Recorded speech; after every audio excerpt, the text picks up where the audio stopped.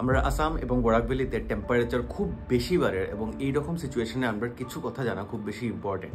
প্রথম হইল যে এইরকম টেম্পারেচার যখন বাড়ে আমরা বডি নিজের টেম্পারেচারটা নিউট্রালাইজ করার চেষ্টা করে। আমরা body normal temperature is 37 degree centigrade, ওই ইন্টারনাল টেম্পারেচারটাকে রেগুলেট করতে পারে but up to a certain লিমিটটা হচ্ছে 50 ডিগ্রি সেন্টিগ্রেড।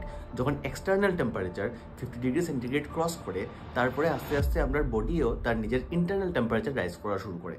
ইন্টারনাল টেম্পারেচার আজকে পর্যন্ত highest recorded in a particular human being is 46 degree centigrade. এই টেম্পারেচারের উপরে আজকে পর্যন্ত কোনো হিউম্যান বিং সার্ভাইভ করতে পারছে না যখন তার ইন্টারনাল টেম্পারেচার বাড়ি যায়। তো এই টেম্পারেচারটাকে কীরকম রেগুলেট করতে গেলে এক্সট্রিম অ্যামাউন্টে যখন হিট পড়ে তখন জল বেশি করিয়া খাইতে লাগে।